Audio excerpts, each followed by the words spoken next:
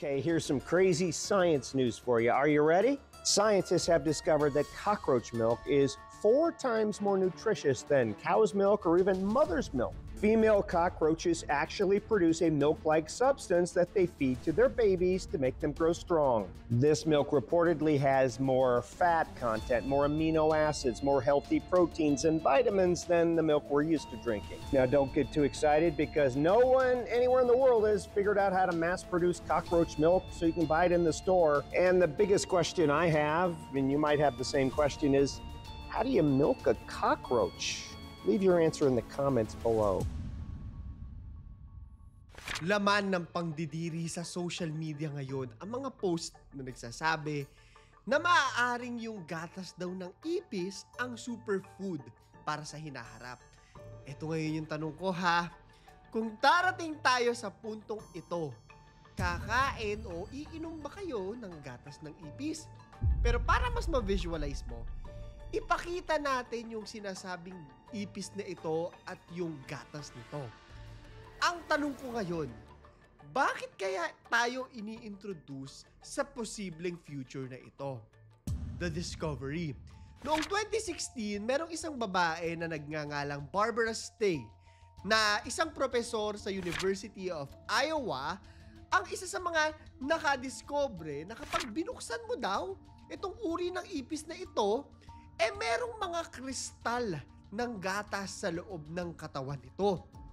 Ngayon, doon daw sa mismong embryo nito, makikita yung concentrated na gatas na parang ang maliliit na kristal. Meron ding isang team ng researchers, no? Tinuloy nila to na pinangungunahan ni Subramanian Ramaswamy sa Institute for Stem Cell Biology and Regenerative Medicine, Bangalore, India, ang pinag-aralan ng mas malalim ang mga kristal na ito. Alam nyo, na-amaze sila sa natutunan nila na ang gatas daw nitong specific na ipis na ito ang isa sa mga pinaka-nutritious na substance sa buong earth. Pinaka ha? Ano kaya ang lasa? Pag sinabing ipis at ipinaris ito sa mga salitang lasa, amoy, ang ako ha, ang naiisip ko talaga yung itlog. Sure ako, nakapisak na kayo ng itlog ng ipis tas naamoy nyo. Napakabaho. At kahit binabanggit ko lang to, alam ko, naaamoy nyo siya. Nai-imagine nyo, ganon kalakas yung impact at ganon ka nakakadiri itong mga itlog at amoy ng ipis na ito. Ganon din kaya, no? Yung lasa at amoy ng itlog ng ipis na babanggitin natin, no, na pag-uusapan natin ngayon. So, meron din isang colleague, etong si Dr. Ramaswamy. Sinasabi, no, na ito raw, tinikman daw yung substance na malakristal at ang sabi niya, siguro dahil nalaman nila na sobrang sustansya nito, tinikman niya. Wala naman daw lasa. Parang ayos naman. Walang amoy. So, sabi nila, no, na in theory, pwede itong ihalo sa kape, ibudbud kung saan mo gustong ibudbud, para sa sustansya, first and foremost, di ba? Pero that being said, malinis at safe kaya ito, no? Bagong discovery pa lang pero tinikman niya na. Sabi nila na parang okay naman siya. Bakit ko nasabing parang okay naman, no? Kasi sa ngayon, dahil nga first time lang nila to, no? Hindi pa daw sapat yung ebidensya na safe ito for human consumption. Wala pa ha, hindi pa. Future ang pinag-uusapan natin. Pero ito ngayon yung iniisip ng lahat, ha? Papasok na ba tayo sa future kung saan lahat tayo kakain ng cockroach milk? Ang nasabing cockroach milk ay kinuha raw, ito na yung mismong ipis ha, sa isang Pacific beetle cockroach.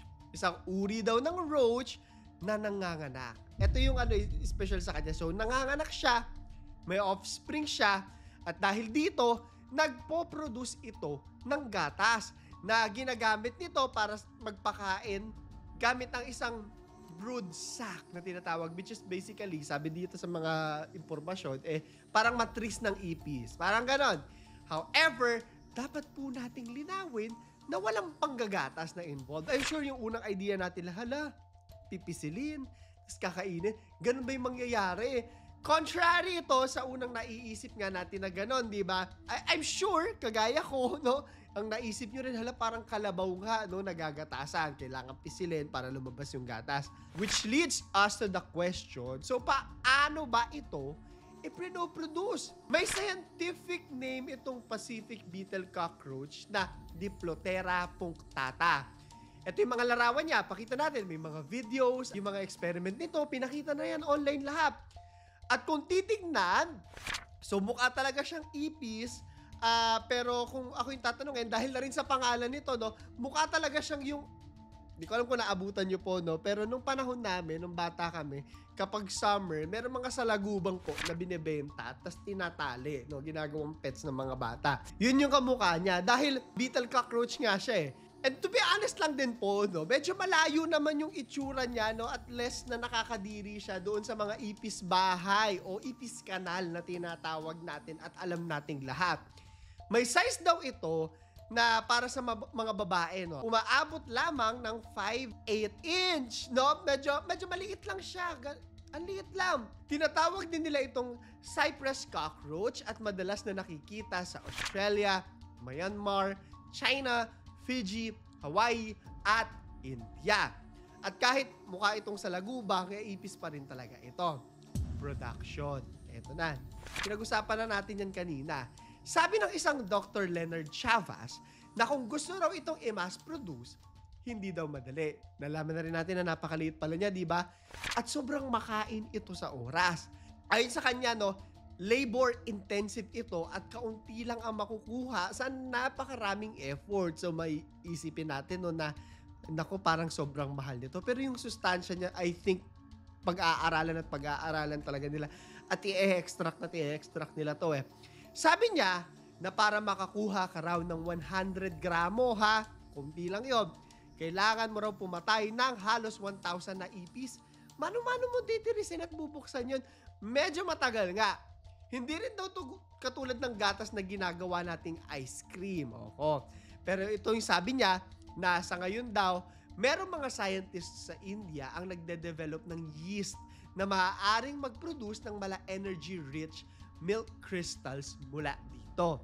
Na maaari daw gawing tinapay or beer.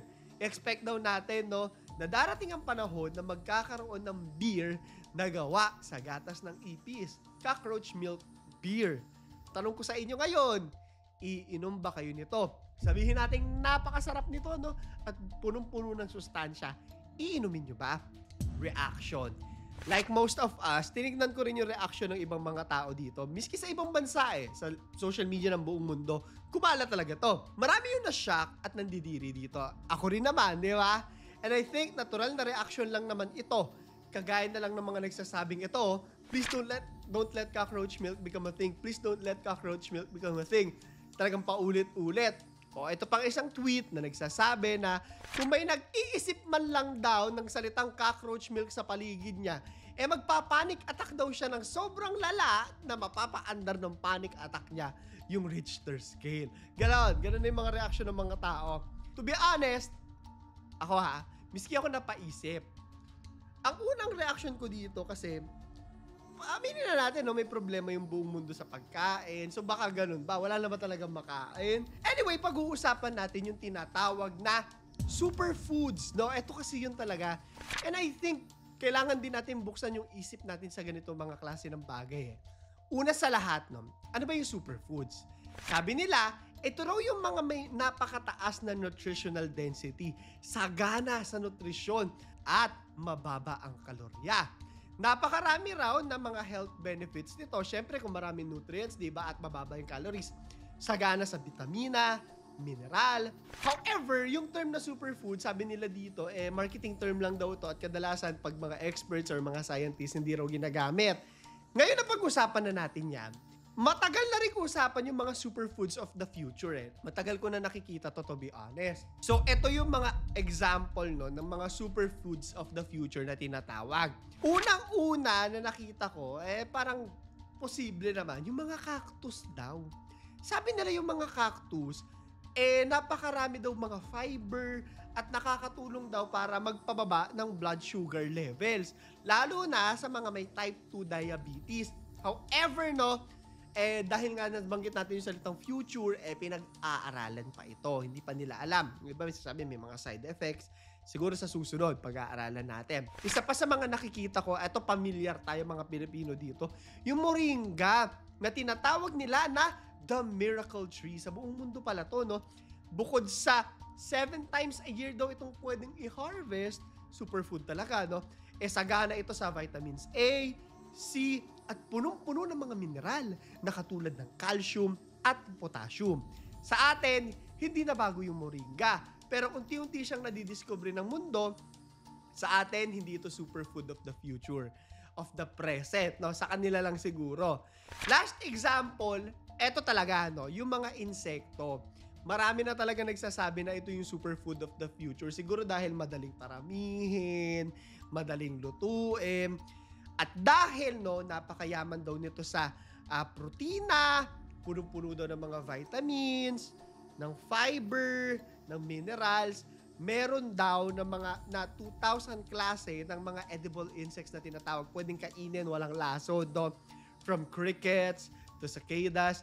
Kung magagawi tayo sa Thailand, ayan, may marami pang bansa actually na parang ihaw-ihaw lang, parang isaw lang sa kanila to, parang barbecue lang, at sabi nila, masarap daw kasi, at saka crunchy. Nakikita ko na, medyo nakakadiri siya, pero feeling ko masarap nga talaga siya. Ewan ko, tingnan natin kung nagpunta ako ng Thailand, kung may mga nakapagpunta na ng ibang bansa na kinakain yung mga insekto, kamusta? Masarap ba? Nasarapan ba kayo? Anyway, sa totoo lang, hindi malabo na mangyari sa future na marami nang kakain ng gatas ng ipis. Gaya nga nasabi ko kanina, may mga kumakain naman na talaga ng ipis. Kagaya na lang sa Thailand kanina, yung street food nila. Meron ding mga, eto ngayon ko lang nalaman, yung cockroach kebabs na tinatawag na mayaman din sa protina. That being said, hindi natin alam kung ano mga magiging problema sa future at kung kinakailangan talagang kainin, aarise talaga yung ganito. Anyway, para sa 1,000 Gcash giveaway natin, ito yung question of the day natin. Mag-like, subscribe at notification bell kayo. At follow nyo na rin po ako sa TikTok at Instagram. Maraming salamat po sa lahat ng mga nagme-message sa akin. Sa mga susunod na araw, marami pa po tayo mga true crime stories at mga horror. So mag-recommend lang kayo. Mas maganda, mas madugo, ikwento nyo sa akin para mapag-aralan natin yung kwento. Ito na yung ating question of the day. Kung magiging available worldwide ang gatas ng ipis at mapapatunayan nga yung lahat ng benepisyo nito sa ating kalusugan at pwede na talaga siyang kainin, kakain ka ba nito o mandidiri ka? Bakit? Ikwento mo sa ilalim. So yun lamang po. Ito si Clara III at ito ang aking kwento.